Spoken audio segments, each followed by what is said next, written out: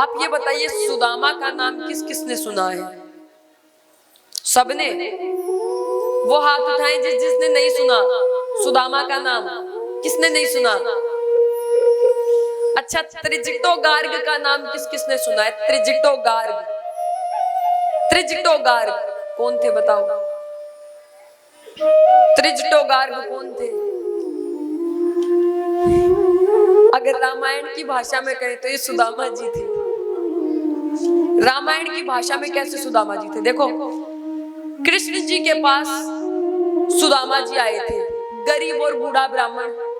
तो एक गरीब और बूढ़ा ब्राह्मण राम जी के पास भी आया था, नाम सुदामा नहीं था। मुझे तो लगता है ये सुदामा जी ही होंगे। अब राम जी अवतार लेते, भगवान अवतार लेते, राम जी के रूप में अवतार लिया तो शेष जी भी आ गए, लक्ष्मी जी भी आ गई, वेद भी आ गए, सब किसी न किसी रूप में आए। तो जब कृष्ण जी के रूप में अवतार लिया था तो ये बूढ़ा गरीब ब्राह्मण सुदामा बन के आया था। यही बूढ़ा गरीब ब्राह्मण अब त्रिजटोगार्ग बन के आया है। बड़ा गरीब था, ब्राह्मणत्व का पालन करता था। यदि कुछ मिल जाता था तो खा लेता था, नहीं मिलता था तो ऐसे ही जीवन यापन कर लेता था। सोच लेता था आज एकादशी है, एकादशी पर अन्न नहीं खाते। धर्म में तत्पर था। अब पत्नी ने बोला कि ब्राह्मण देवता, हमने सुना है राम जी खूब धन लुटा रहे हैं, आप भी जाओ, राम जी कुछ दे देंगे। अपने लिए, मेरे लिए ना सही, इन छोटे छोटे बच्चों के लिए चले जाओ। अब गार्ग जी का जाने का मन नहीं था, लेकिन पत्नी के समझाने पर वो चले गए। जब त्रिजटोगार्ग राम जी के पास पहुंचे तो देखते राम जी सब कुछ लुटा चुके हैं।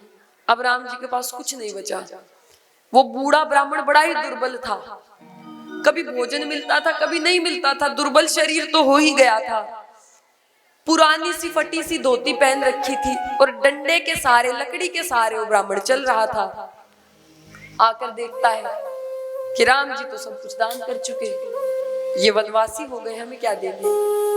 राम जी सबके मन की बात को जानते हैं, ब्राह्मण देवता के मन की बात को जान गए। कहते हैं ब्राह्मण देवता ठहरिए, आप निराश होकर क्यों जा रहे हैं?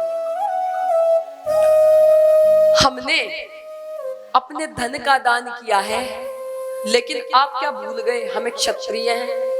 हमने अपने क्षत्रियता का अभी तक दान नहीं किया है, हम अभी भी एक क्षत्रिय हैं। आप एक काम कीजिए, आपके हाथ में जो ये लकड़ी है इसको उठा के फेंकिए, जहां ये लकड़ी जाकर गिरेगी वहां तक की सारी भूमि और सारी गौएं मैं आपको दान कर दूंगा। अब ब्राह्मण देवता सोचते हैं प्रभु का वनवास हो गया, लेकिन बुद्धि कहां चली गई? क्यों? क्योंकि वो ब्राह्मण देवता ऐसी हालत में था, वो लकड़ी को पकड़ के खड़ा हो रहा था, मानो लकड़ी को कोई छीन ले तो बेचारा ब्राह्मण गिर जाएगा। इतने दुर्बल थे वो।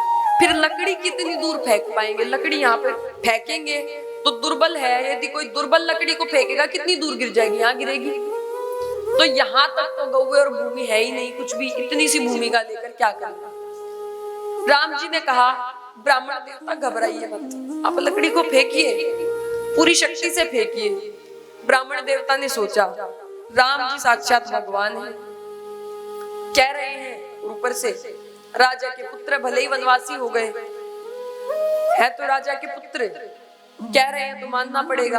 अपनी धोती को संगवा लिया और लकड़ी उठा के पूरी ताकत से ऐसे फेंकी। सबने सोचा यही लकड़ी गिर जाएगी, लेकिन आप लोग यकीन नहीं करेंगे, वो लकड़ी सरयू जी के उस पार जाकर गिरी राम जी की कृपा से। सरयू जी कोई छोटी मोटी नदी नहीं है, बड़ी दूर तक बहती है। और एक बार वो लकड़ी फेंकी तो सरयू जी के उस पार जाकर गिरी और राम जी ने वहां तक की सारी भूमि और सारी गौएं